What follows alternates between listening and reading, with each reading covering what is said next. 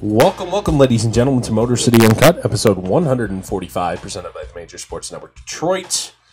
I'm your host, Dorf, joined each and every week by Major Sports Network founder Petr Hernandez and Shawn Bell, who still doesn't have a job title and is apparently trader. Both of these guys are traders to the Michigan Legion of Sports Fandom, as Adam is rocking the Butler University Bulldog t-shirt and New York Mets hat, and Shawn's fully decked out in his Tim Tebow special, the New York Mets, New York Mets stuff. So, if you guys picked why the Mets? They suck too. I know you guys have both been Mets. I'm just mainly doing it because Tim Tebow's going to get called up. He's a gamer. He's a baller, playmaker, and shot caller. Lucas Duda is gone now. They need somebody to replace him. There we go. He's coming up. I'm telling you. Just relax, man. He's at high A ball, and yes, he's doing care. quite well. I don't care. They're not going to make the playoffs. He's doing quite well. They need to fill those seats.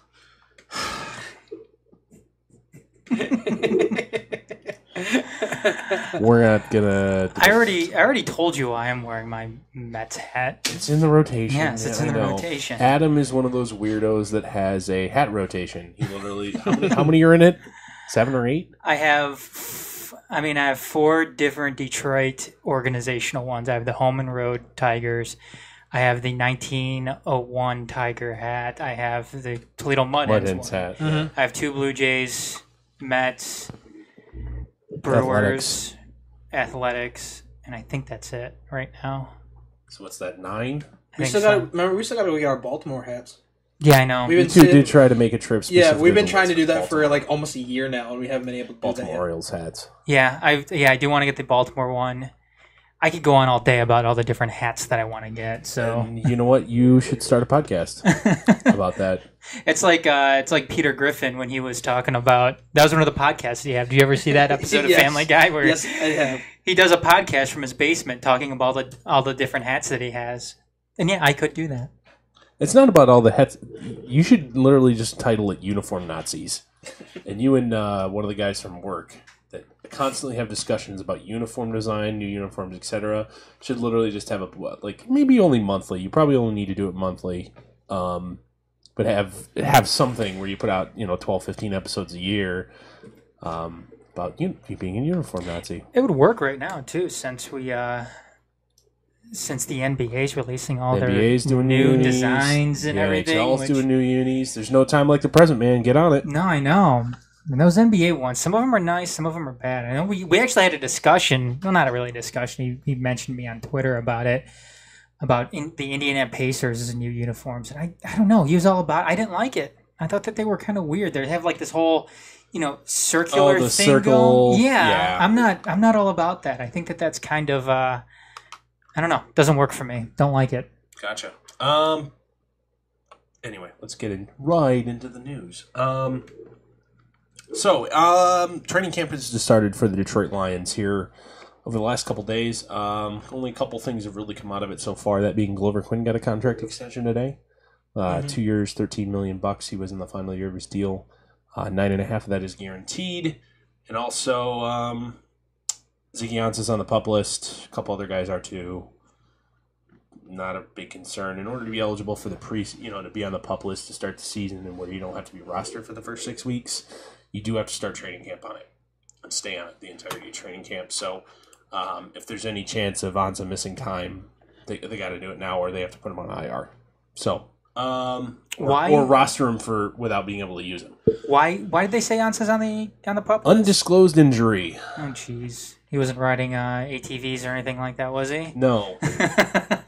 And you know what? Might as well get into it right now. Former Michigan State defensive lineman Malik McDowell today put out a statement along with the Seahawks. He was their second-round pick this past season. That he's still at home. Got an ATV accident. Is he? He's from Michigan. Wait, yeah, he's from Michigan. Southfield. Yeah, that's right. Yeah, he's the one that his parents didn't want him to go to Michigan State. Correct. Was it? Yeah. Or it was his mom that didn't want him to go. Mom didn't want him to. Dad didn't care. Yeah, mom was being Mom wouldn't sign the his stubborn national letter bitch in all of this. Yeah. He's like, come on, God. It's always moms, isn't it? Like it's always it's not always mom. You remember the famous at the Under Armour All-American game, Landon Collins' mom having a fucking meltdown because her son went to Alabama instead of LSU. Yeah, I do remember that. I'm telling you, like on live TV. It's always he puts on the Bama hat and she just starts throwing a fucking hissy fit. I'm telling you, yeah, it's always moms that are sitting here screwing things up, whether it's not letting you go to the college you want to go to, or throwing out your Troy Aikman official NFL jersey that you had when you were younger. Oh, did that happen to you? Yeah, it did. And I know it's Troy Aikman. Troy Aikman was my favorite quarterback when I was younger. So, at least your mom didn't throw out thousands of dollars worth of collectible baseball cards. Your mom did that too? No, it didn't happen to me, but you hear stories about it. Like, I was gonna say, I was like, wait a second. I went home and my mom, I went to go get those out to see what they were worth. And Mom's like, oh no, I threw those away like a decade ago. Mom! I think I had a Sergei Fedorov Russian rookie card that she may have thrown out. Ooh. She may have. Ouch. All I know is I can't find it anymore. Yeah. Let's talk about something else. Yeah. Now it's getting really depressing here. I'm glad my mom. So Sean, what's your favorite thing your mom threw out? Teddy bear. She didn't throw out. I was gone for one summer from school. My mom sold my regular Nintendo and my Super Nintendo in a garage sale for $25 with like 50 games for each console. Ooh, so like $1,000 worth of shit. Yeah. Like and when you bought it for 20. Why did she do that? Don't ask me. To this day, I still ask her. She was like, "I thought you didn't want it." There's this thing called a phone, Mom. Wait a second here. Why wouldn't I want that? I lived playing that my entire life. Why would call me? There's this thing called a phone. Use it. Wait, she was just like, I thought you didn't want it, mm-hmm. And she just threw it out. Well, she got rid of it in the garage sale. Oh, and then I remember I had a treadmill. I had like this $600 treadmill that I bought at college, and she sold it for $10. Yeah.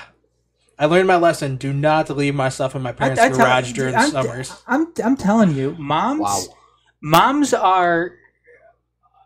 I don't want to say that. Okay, moms are the worst. Before we get that, we all love you, moms. Yes. We do. Moms, we love you a ton. Yes. I love you more than anything, but absolutely, moms are the worst. They should be banned. Absolutely, but aren't moms the one that aren't they the ones that always seem to be kind of like. Like the fun police. I don't know. See, that was the opposite for my dad. Isn't that part of the job title though? Well, like I'm always telling my wife that, hey, you know what, live it up now, because when our kid is in his teens, you're probably going to be the one that annoys the hell out of him, and I'm going to be the cool dad, and I'm going to be the one that he's not as annoyed by. So. That's exactly how mine was. I love my mom and dad, but oh my gosh, my dad was always like, do whatever the hell you want, just don't get me in trouble. That's exactly what my dad would do. And that's my point, is that explains a lot, Sean. It's true. It's true. No, but that's my point, is that moms are the ones that are always going to be the most annoying out of the bunch, considering just like all the different and it's not any one particular mom. This is a trait that is shared amongst almost all moms, that they're going to do a lot of shit that annoys the hell out of you sometimes. No doubt about it. All right, now let's get back on topic here. Speaking of there's no good segue. Are there any negative future implications to you in your guys' mind here of Matt Stafford not having a contract extension done yet? Is the final year of his deal? I believe it's a 3-year extension he signed post-rookie contract. He's in the final year. Both sides have said publicly that they hope to have something done by now, and yet nothing. And there's not even rumblings that you're hearing in the media like, oh, they're close. So. Extensions, done. They just haven't scheduled a press conference or anything like that.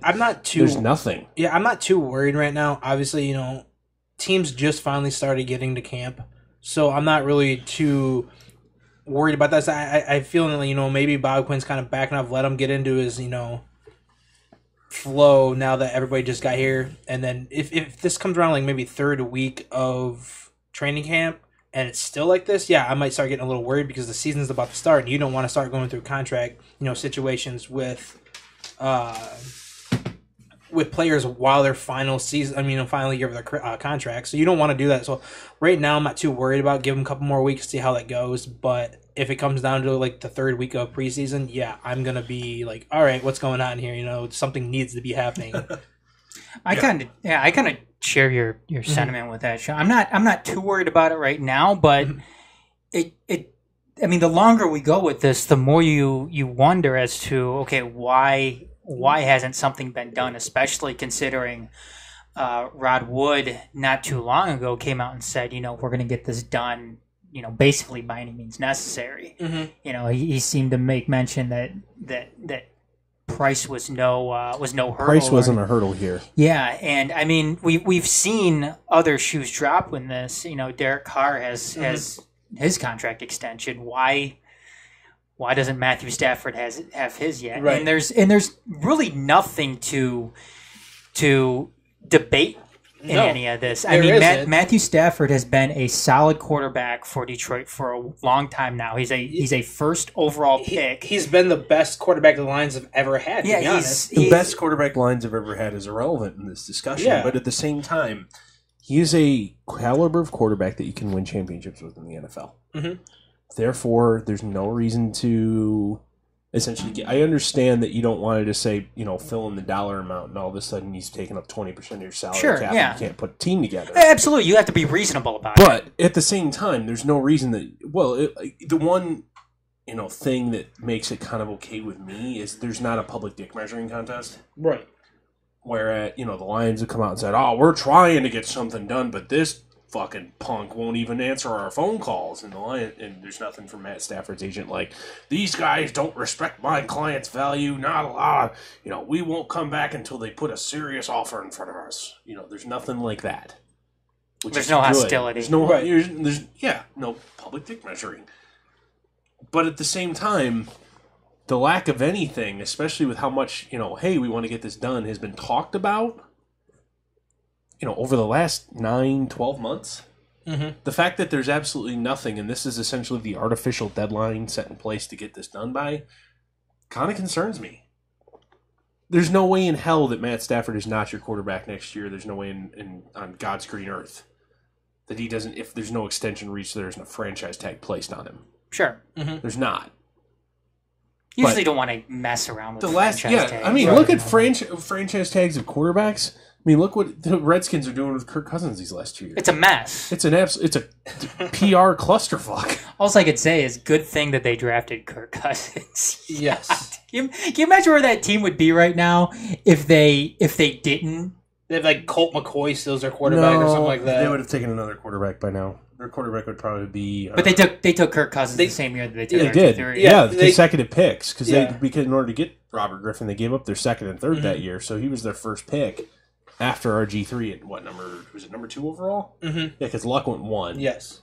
RG3 went 2. Mm-hmm. No, but you're right, Dorf. There is that silver lining to it. That yes, they're not. There's no war within the media about okay, well the Lions aren't doing this or Matthew Stafford's camp isn't doing this while we're doing this and so on and so forth. But given what Matthew Stafford has done, and I know people are going to be like, well, what exactly has he done?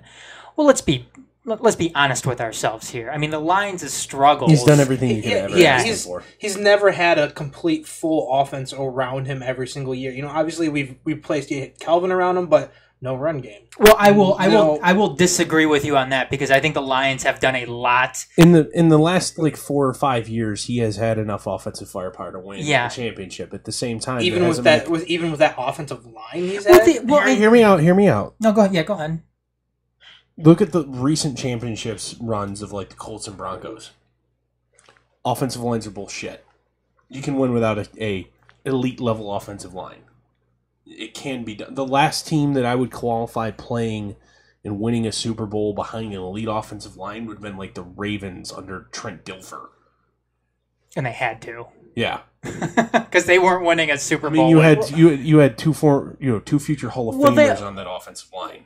They also had one of the greatest defenses in absolutely. NFL history. Yeah, exactly. I mean, they had Ray Lewis. Yeah. Just as he was entering his prime that year. Yep.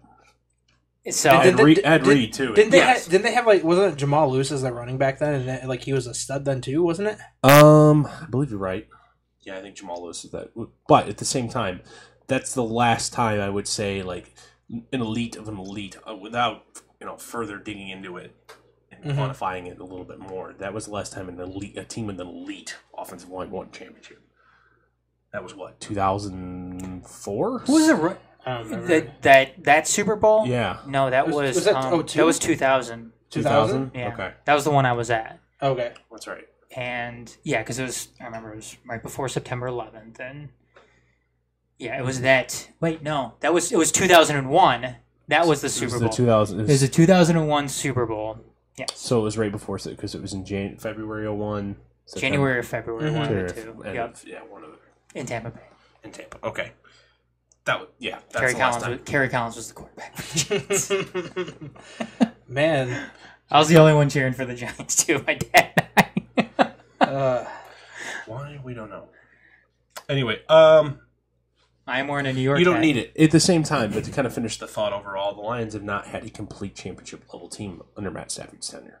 Well, it's always been so hit or miss too, Dorf. I mean, how many coaching staffs has Matthew Stafford gone through? Played under. Let's see. He was drafted right after the Marinelli regime because he went 0-16. He was drafted the year after that. Yeah, Marinelli was fired, so he had Schwartz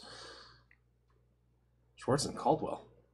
I guess my question. Offensive coordinators. I get that. Yeah. That was more of my Scott Linehan, and then he had Jim Bob Cooter and Joe Lombardi. Yeah, so 3 of them. There's probably another one. There has to be another one in there somewhere. No, it's just those guys. It was Linehan and then Lombardi and then Bob original Cooter. OC under Schwartz. I almost want to say that there's more in there. But anyways, my point is the supporting cast when it came to Matthew Stafford hasn't always been the greatest. It hasn't always stood on solid especially ground. with how poorly your team is drafted overall. Yeah, I mean he's had to deal with the end of the Millen regime. He's had to deal with what I always called the Millen effect 2.0. Which was having all of those first-round picks, having to deal with all that money. Because remember, a lot of that money that was coming off, including his own, that was under the old NFL structure for rookie contracts. So the Lions were incredibly handcuffed by what they could do in free agency because of those consecutive high picks that they had.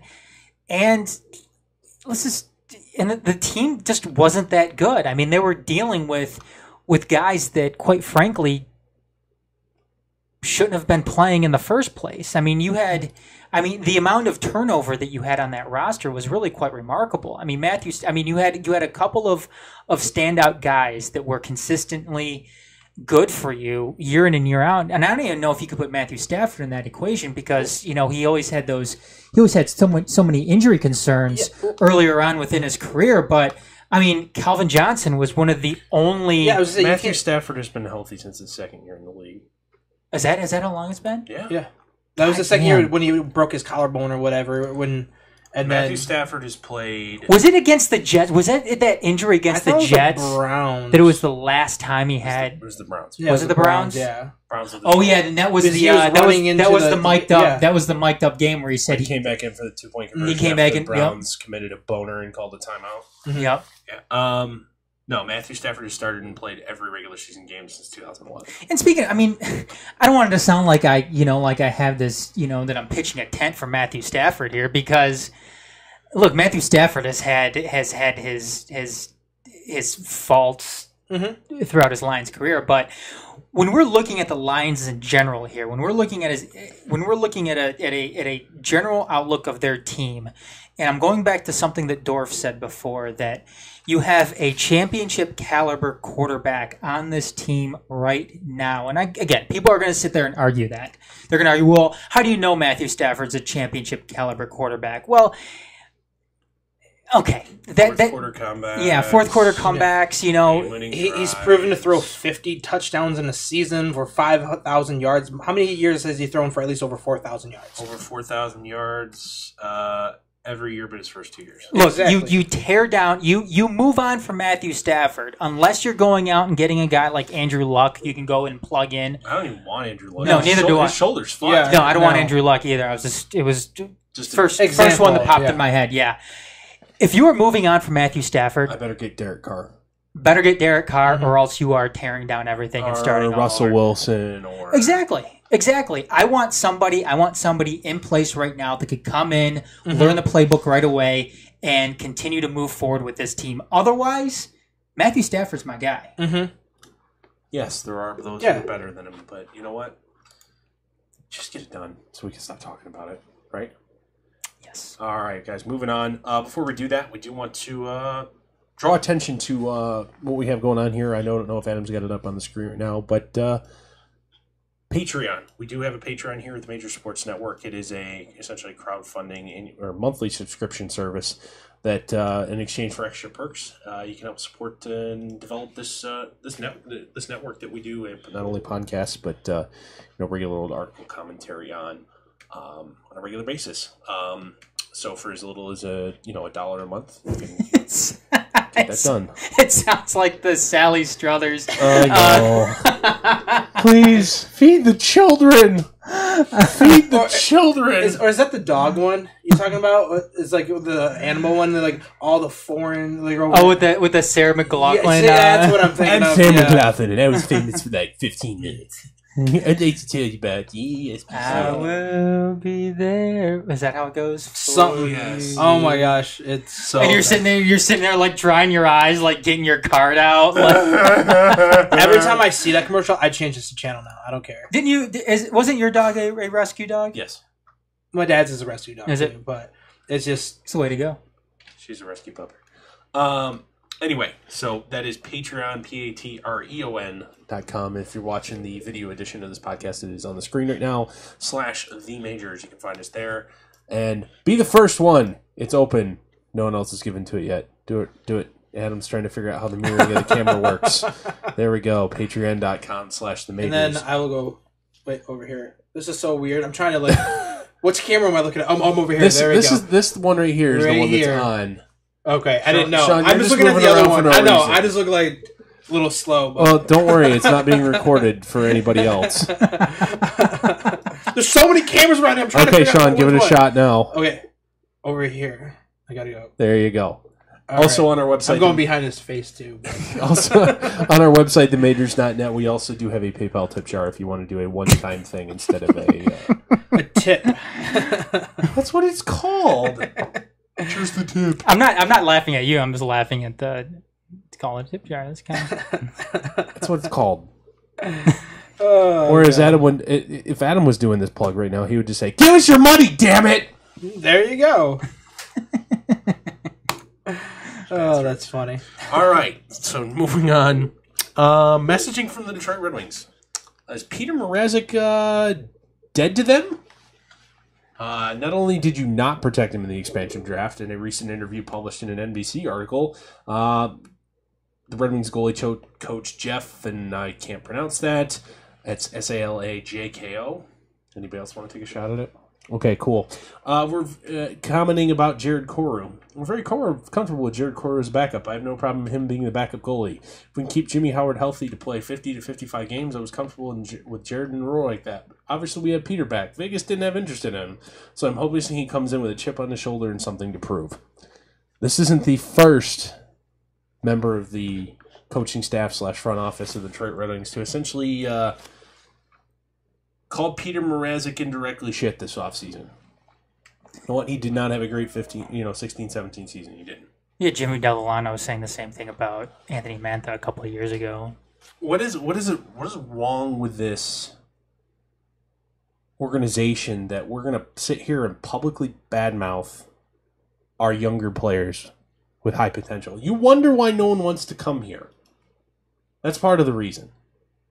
You know what? There's no reason behind closed doors. Jimmy Devellano can't have a meeting with Anthony Mantha and say, "Yo, son, quit fucking around. You know, we want you to be a leader of this organization, and you're not living up to our expectations. So get your shit straight. I don't know if that's a reason why nobody wants to come here though. For the longest time, I don't know if people don't not wanting to come here is not the main focus of this. I think that but I agree. I don't like that. I don't like what the Red Wings are doing in that sense, that they are sitting here and bad-mouthing these players, because it hurts any leverage that you have, or some of the leverage that you have. Any leverage you have if you want to try and deal with these guys. Yeah, and that's something that I never understood, and especially in Anthony Manta's case too, because I always said the numbers that he put up in juniors were video game, and it was stupid to think that he was going to be able to replicate that when he made it to the pros. If he was able to do that, he would be the greatest player to ever step foot on the ice. And that just simply isn't the case if you are a reasonably thinking human being. And I don't necessarily believe the Red Wings thought that was going to be the case with him either. But I mean, I'm with you, Dorf. I don't like them bad-mouthing their players to the media. Like, if you want to badmouth them all you want behind closed doors. Yeah. You know, have your sit-downs, have your closed-door meetings. Have a sit-down, have a meeting, closed-door meeting, whatever. You know, hey, we have higher expectations for you. Live up to them. But you know, and I just want to say too that I don't think that it. I think teams at some points are justified when they go and they mention something to the media about players not playing well. I mean, Stan Van Gundy's done it before, and and that's one of the things I actually like about Stan Van Gundy. Mm-hmm. Maybe because it's just a different league. Totally different culture. I know it's a totally different culture, but I'm just saying, in sports in general, pro sports in general, there is a time and a place to call out a particular player. When you're Petr Mrazek, though, and you are competing for a job with another perfectly capable starting goaltender in this league, and Jimmy Howard, there's a lot of competition there. There's, in some ways, you know, maybe an elevated sense of pressure. If this was the Petr Mrazek show, and it was Petr Mrazek in Tom McCullum or Joey McDonald or something as your backup, then yeah, that's something that I would expect more out of Petr Mrazek. But when you're sitting here, when you're dealing with the struggles day in and day out of having to go and compete against a guy that has been the incumbent for quite some time now, then I think it's a little unfair to make those statements to the media. And I don't know. I think the team is better off without that. Absolutely. So going forward, especially kind of the tenuous position the Red Wings are in financially with long-term obligations, if they're hoping to move some of these guys that we all know, and everybody knows, and their brother knows, that they're not worth what they're being paid. If you want any hope of moving those guys for more than use practice pucks, you're talking about just anybody in general. Okay, anybody on the roster, Jonathan Ericsson, Abdelkader, Cronwall, etc. You can't be out there in the media saying, "Oh yeah, these guys are garbage. We don't even want them," because then you have no leverage when it comes to negotiations. And it's hey, reporter dude, Jonathan Ericsson is garbage. Ring ring. Hey, Arizona Coyotes general manager. Hey, I got Jonathan Ericsson here. Trying to get him to change his scenery. What can you give us for him? Oh, you said he was shit. How about we stock your vending machine this year? Hey, Dorf. Yeah. I have two cell phones. I have two iPhones. I have the last model and then the current model. Yes, sir. You're asking me about this one. Yeah. Right? You want to get a new, an iPhone. iPhones are garbage, but I'll play along. Shut up. Better than your piece of shit.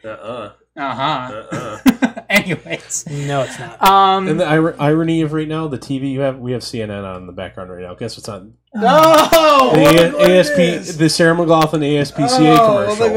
Where's my wallet? It's only $19 a month. But Dorf, I want to sell you this phone. You've been asking me about it. Yeah. I mean, tell you the truth, I want to get rid of it, but you know what? It's a piece of shit, man. Like the you still want it? The sound? No, I don't want it. I mean, the sound isn't good on it. It's the buttons don't really work all that great. I mean, there's a big crack down the middle of the screen. I mean, I don't need it anymore. Do you want it? Sure. Nah, bro. Samsung for life. Samsung Mafia. No. No. Yeah, exactly. I don't. You know what? I don't pay attention to hockey as a whole enough to understand if this is just kind of how things go in hockey world. I know you do. Is that the case? Where is this just how organizations are ran? No, I don't want to say it is because I've always been one to think that the Red Wings have one of the best front offices in all of hockey, and I know I may be one of the somebody in the minority with that, right? Especially right now, and that's fine, whatever. I followed this team for a very, very long time, but I haven't seen other organizations really come out and do that. Put their players on blast. It's one thing for a head coach in the middle of the season in a Stan Van Gundy style saying, hey, if Stanley Johnson wants to play some more minutes, he needs to be productive when he's on the court. Yeah. It's one thing in season to say that, but out of season right now, is there really any, hey, this piece that may be expendable that we may be trying to move here before the season starts because we need to get under the salary cap, he's garbage. Anybody want him? That's a better way of putting it, Dorf. Hey, you know what? I need the money. I have 2 of these cell phones right here. Yeah. I want to sell you one, but you know what? You're going to get the shit one. This one is garbage. It's broken. It doesn't really work all that great. You're going to give me $600 for that. Yeah, can you give me $600 for this? I'm going to tell you as a friend, go fuck yourself. But I like I said, it's disappointing. I don't like to hear it. I'd much rather them take a different approach to all of this. Mm-hmm. And as far as the angle that they were playing, that Vegas didn't want Petr Mrazek. They knew that Vegas wasn't going to take Petr Mrazek. Otherwise, they wouldn't have left him exposed. Exactly. They wouldn't have left him exposed. They would have. Well, I don't know. Maybe I think you know what? I think that they chose their goaltender. I think either way they were gonna expose holding on to both of them. Yeah. Either way they were going to expose Petr Mrazek because I think that they made their decision that it was. And you know what? If they have made their decision that Jimmy Howard is the starting goalie this next season, then you got to protect him, and that's if fair. It was, and if they were judging this solely based on who was the better goaltender last season, then you know what, Jimmy Howard should have been the guy that they protected. Yeah, and they're not wrong. No, but they knew that they knew that Petr Mrazek wasn't going to get taken. He makes too much money to be a backup goaltender, which is what he would have been if he ended up getting taken by Vegas. So I mean, it's just they're. The most disappointing thing about all of this, I think, is they are in the same position they were prior to. And you can even say they're in a worse position now because they signed Thomas Tatar to the contract that they did, which I don't have a problem with. Oh, no, the Thomas Tatar extension, I think... There's not much debate. It's more than fair monetarily for both sides. No, it was a fine deal. That was a very good contract that Thomas Tatar got. And that's kind of why we're not discussing it. It's a fair deal. I will say that anybody bitching about it is out of their mind. I mean, I will say that. Franz Nielsen is a lesser player and got more money last year. Again, though, it's all based on the market, though. Exactly. The market is down. The market is down. Tyler Johnson said it for you. And quite frankly... he gone fucked up. And quite frankly, Steve Yzerman did the Red Wings a favor. Oh, God, he did the whole NHL a favor. With that deal, so... It is what it is. And it was a good deal, all things considered. If this was last year, Thomas Tatar may have gotten a bigger deal. So, absolutely. All right. Anything else we want to talk about Wings tonight, guys? Sorry, Sean. I know you don't. It's all good. I'm paying attention, you guys. It's all good. All right. Before we move on, another shameless plug here. We're going to plug our YouTube channel. So what we got going on here, you may be watching us actually live right now on youtube.com/MajorsTV. We are also broadcasting live on Periscope? Periscope at the Majors TV. And on Mixlr? We are on Mixlr. Which is like SoundCloud, but better. No, Mixlr is an audio streaming. I know. SoundCloud, but better. SoundCloud's not an audio. Yeah, SoundCloud doesn't stream. Yeah. No, that's true. They just upload. Whatever. Mixcloud you're thinking of. Yes, whatever. It's better. It's better than the alternative. You were fake news. When in doubt, when stumbled, just shout fake news at somebody. Go ahead and hit us up over there. I'm going to start doing that now. Yeah. Work meeting. I something didn't go my way. You're fake news! Oh, God. You are fake news. Anyway, YouTube.com/TheMajorsTV. You can also find a link to it off of our website, themajors.net. So, God damn it. Why do you guys... I hate you all. You were fake news and you were fake news. No, all We're right. just good at that. You know how it goes. Russia hacked my teleprompter. Okay. Not that I have a teleprompter. Anyway, here we go. So, last topic of the night here. What exactly are the Lions? Tigers, that other cat that plays sports in Detroit. That plays sports ball in Detroit? Yes. That other feline that plays sporty ball. Basket hoops.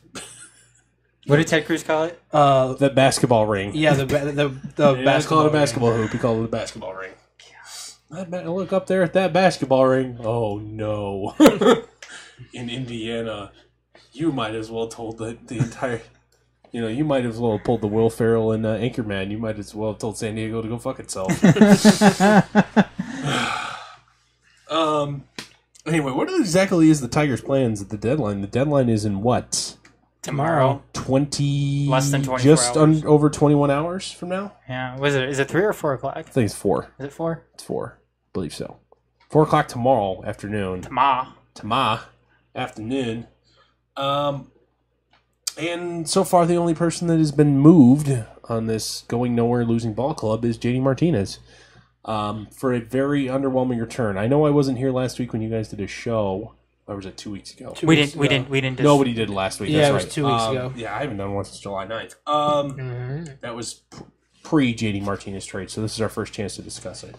Kind of an underwhelming return. You know what though?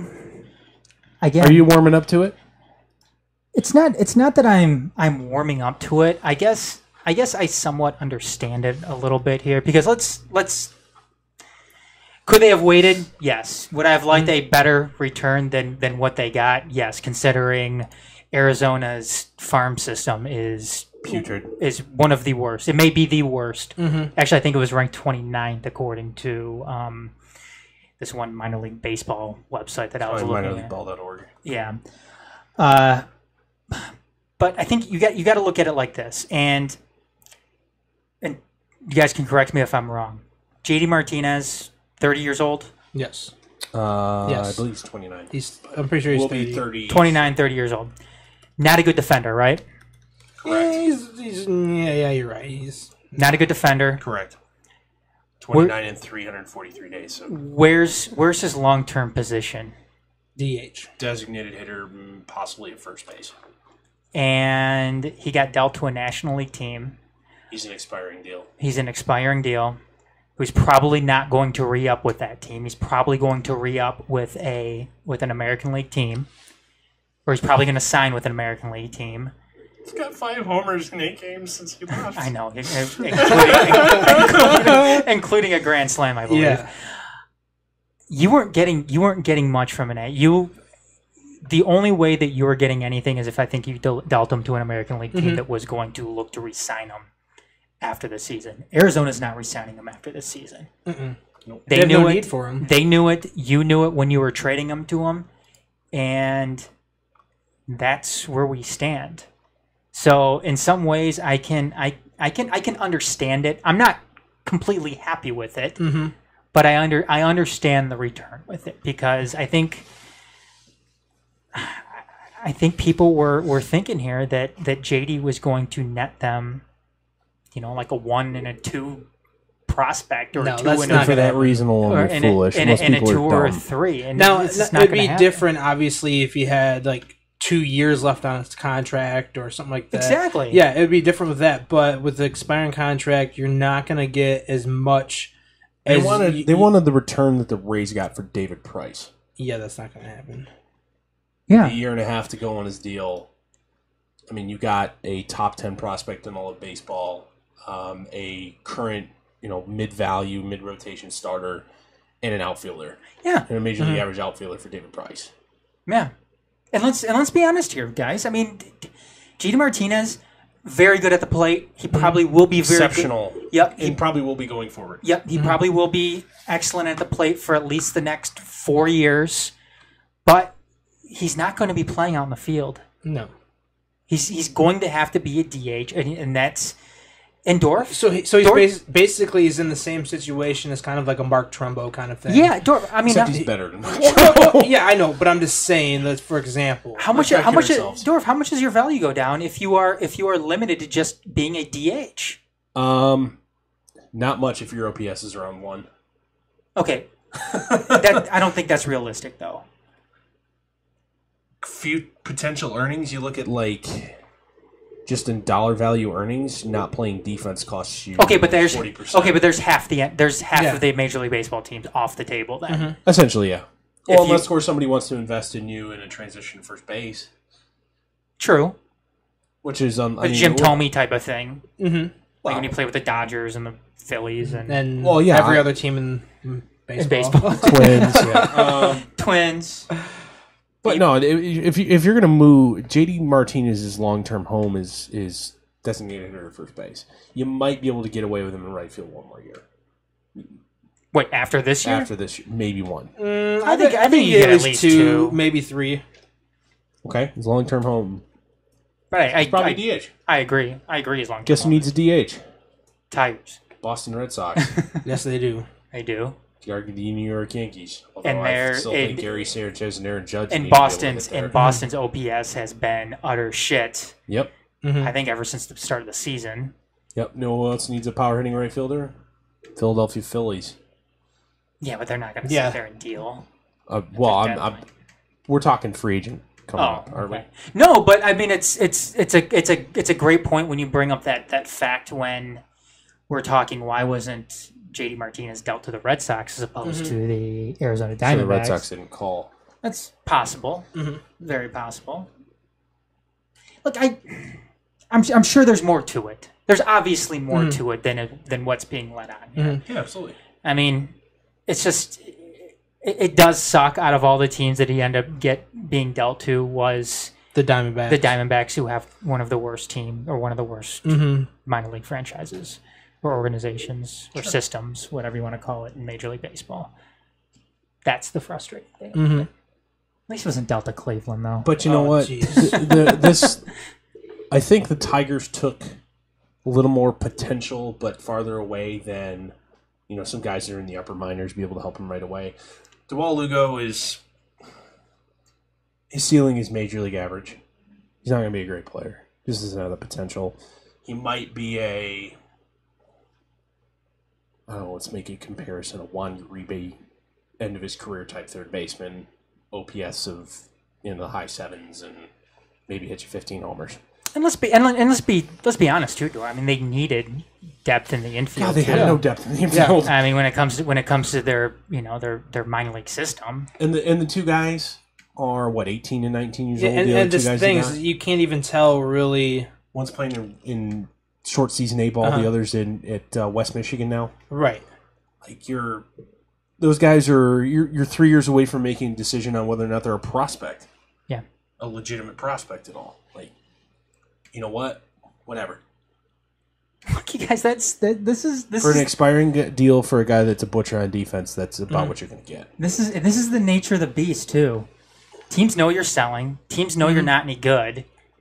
Teams know you're not going to re-sign this guy. And they know that he essentially expires and has to be thrown away. Yeah, I mean, when you add all of these factors together, the fact that you got what you got is all right. Yeah, I mean, what are we really upset about here? Are we upset about the return, or are we upset that the Tigers put them? People are irrational. They've traded my Tiger. Right. Like, people look at it like, oh, we just traded one of the best, probably could be one of the best off-season hitting free agents. He's your best offensive player. But the thing is like what you just explained too. You know, people are not seeing what's really there for the eye. It's like, okay, he's on his contract year, he can't play the outfield.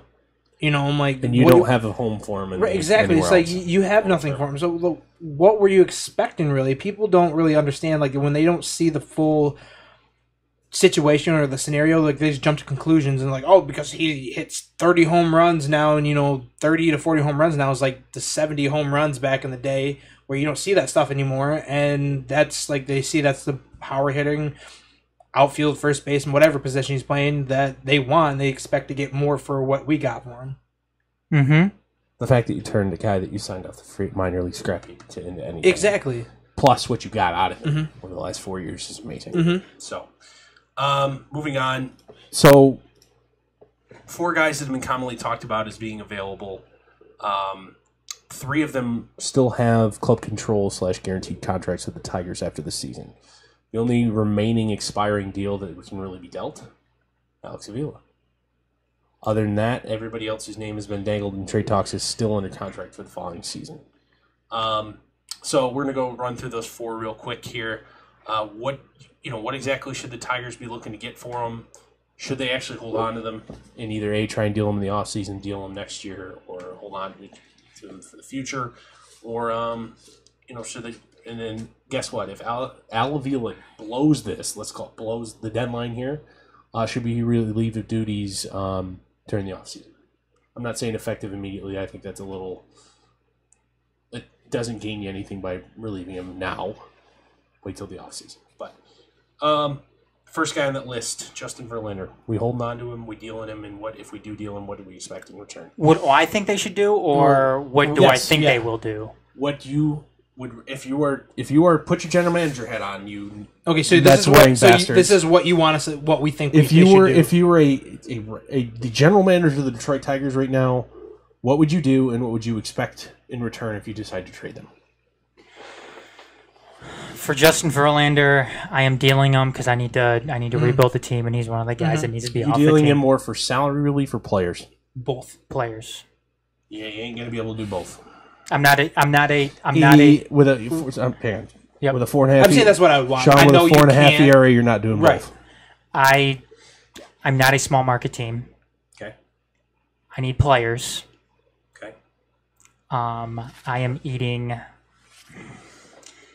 half his deal.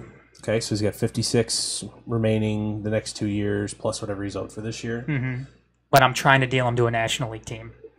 Try to keep him out of the league. Okay. Yep. So you're willing to eat 28 of that 56. Mm-hmm. Okay. What level? So on the ABC level prospect scale, what are you hoping to get in return? A and B. A single A and a single B? Mm-hmm. I think you're asking for a lot, but okay. Shawn, what about you? I'm pretty much going the same direction as Adam would be. It would be really tough for even obviously a National League team trying to go after Justin Verlander because with this contract. But you would actually have to eat up most of that contract. I know half of it is what you're looking for, but I feel we would be eating up more than just half. And that's how you're going to get better prospects. Okay. Well, so you would also expect an A and a B? Mm-hmm. Okay. But I would just eat up a little bit more. A, defining as guys in the top 100. B, guys just outside of it. Correct. Mm-hmm. Is that how we're defining this? Yes. Sure. Okay. I am not. I'm putting my general manager hat on here. I am not willing to take it. I'm not willing to pay any money. Okay. I'm willing to take a couple C's for the financial relief. That's all I want. Okay. I'm looking to. They don't even need to be close to Major League ready. I want the contract gone. And unfortunately, with that in mind, I have very limited on where I can deal him because guess what? He's got a full no trade clause. Are we looking to set this team up to sell too? Potentially. Maybe that's maybe that's my dirty back room objective. If that's the case, I'm more on board with your scenario then, because I want Chris Illich to sell. Yeah. Mark Cuban to buy. Yes. Cubes. Where's his number at? Yeah, no, we need to find his number. And it's like, dude, just Cubes. Stop waiting. Just offer a ridiculous contract because you're going to make money. I've got this guy on the phone. His name is Chris. He owns a professional baseball team. You two need to get together about you taking over ownership. Major League Baseball owners probably wouldn't allow it again. Yeah. Assholes. Why? Because they're... The NFL is the only one that has a rule in the books that says you're not allowed to own any other franchise. Because they're... This is baseball. Is that any other franchise within North America? Correct. Because what's the guy who owns the... Manchester United. Manchester United owns the Falcons, right? Buccaneers. Okay, that's right. Fuck, man. How awesome would that if Mark Cuban owned the team? Oh, dude, that would Jesus Christ. Anyways, go on, Dorf. All right, next guy on this list, Justin Wilson. Are we looking to package Justin Wilson along with somebody else? Or are we trading him on his own? I'd be fine with trading him on his own. What do you expect to get for him? Justin Wilson, what does he sign for? He has arbitration next year. So he's got a very and good... He's essentially playing for free the rest of the year. He's like got under $1.5 million. He's got a very good contract. So you should be able to get something for him. I want a B for him. Single B? Yep. Okay. You could probably get a B and a C. Okay. I want it straight up. Are you afraid to trade him in division? No. I don't want to trade him to the Indians. I know the Indians have been in on him. I don't want to trade him to them. Okay. But you can't be worried about that if you're a team looking to get the best possible return for your guys. You can't be concerned with as you saw at your opponents, intra-divisional trades. Your friends in the AL Central not afraid to deal in division as Melky Cabrera got traded today between the White Sox and the Royals. Yeah. So, Sean, what are you looking to get? A low B, or at least a couple C's. Okay. And you're not afraid to trade him in division? No. Okay. Because he's not a guy that I'm really worried about facing. All right. Alex Avila. What are we hoping to get for him? I want... By the way, struggle's been real for the last 3 weeks with him. I was just about to say, I'm like, he's falling back to... Give me 2 C's for him. Okay. Give me 2 C's for him, because you know what? He's going to be back. make an attempt at signing him again in the offseason? Yes. Yeah, absolutely. That's why you have to get rid of him, because I think the Tigers can make a good move at going and getting him this offseason. Okay. And that's not just because of Al Avila. They'll always take your call because Daddy was running the team. Okay. That's not the case. Okay. Sean, what are you looking to get? I'm exactly the same as Adam right there. Like, no doubt about it. We should be able to get a couple C's for him, even though he's, like you said, too, he's fallen down to, Avila's land, I guess, if you want to say, the past month or so. Yep, continues to walk and continues to play solid defense behind the plate. But exactly, but he hitting is fading. Yeah, I think he's batting 271 now or something like that. He's fallen down a ton. And that's also came at the same time James McCann has kind of surged. So yes. It's all right. It's doesn't need to play as much anymore. Exactly. Totally okay. Yeah, I'm not too... You're not too worried about it? Nah. Okay. I'm looking to get for Alex Avila. I'm playing footsies with Dorf on the table. I can't have him any closer to my chair, buddy. I'm going to stretch out. I feel left out now. Ooh, he's spreading the legs, spreading those eagles. I hate you both. See if I can do both at the same time. I can. I might be. The Dorf's like, what is on my lap now? The most logical trade partner is the Chicago Cubs, and they're pretty much empty. They've dumped it all out. They've used it all. I might be willing to take a player off the major league roster, the bottom third of the major league roster, or I'll take a couple C level, guys and higher or lower. That'll be fine with me.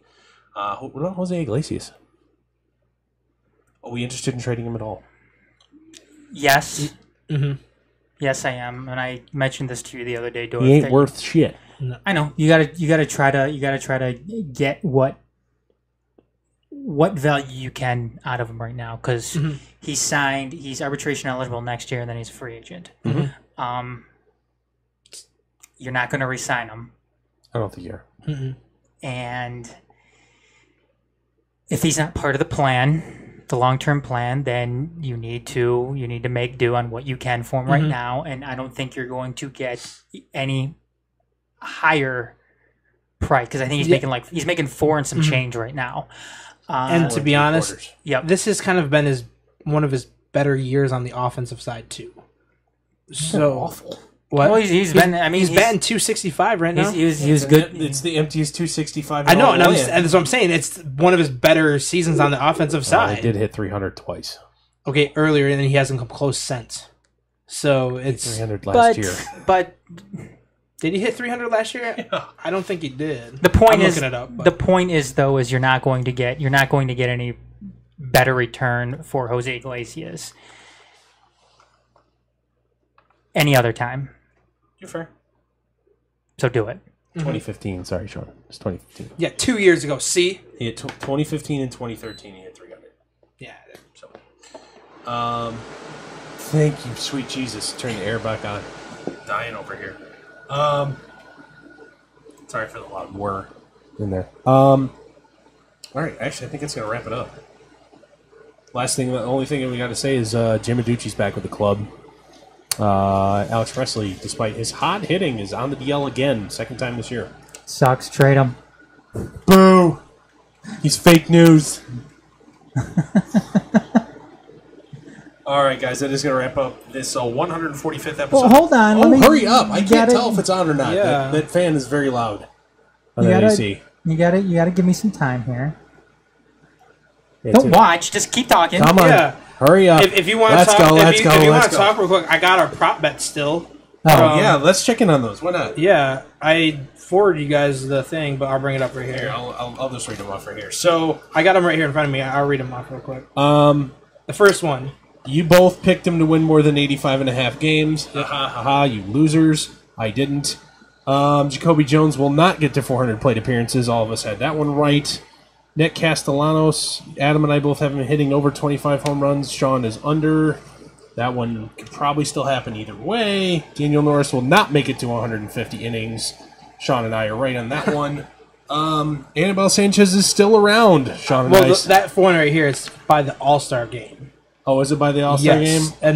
And so Sean and I are wrong. Adam is correct. V-Mart over under 15 home runs. I said under. You two said over. More than likely, I'm gonna be correct. I think he has 12 right now. He's got 7. Does he have 7? Yeah. I'm thinking Miggy. My bad. Detroit will buy, sell, or stand pat at the deadline. I said sell. You both said buy. Look, Hey. Again, when you have Miguel Cabrera and Justin Verlander on the team, you should be every single season looking to. And we all three selected what Alex Avila's end of season batting average would be. Sean said 240, or Adam said 243. I said 237. Sean said 231. I won that one. and then the other one on there that we have is for Sanchez being on the team at the end of the season. Okay, so there's one. Yes, for the All-Star game. On there more than a month. I said yes. You two both said no. And would he still be around in the All-Star game? Sean said yes. I said yes, and you said no. So I'm 6 for 8 there, mother truckers. All right, ready to roll? Yeah, just about. Oh, jeez. Ooh, hip-hop. All right, that'll take us out on episode 145 of the Motor City Uncut, presented by Major Sports Network Detroit. Join us each and every Sunday night live at 6 p.m. Eastern.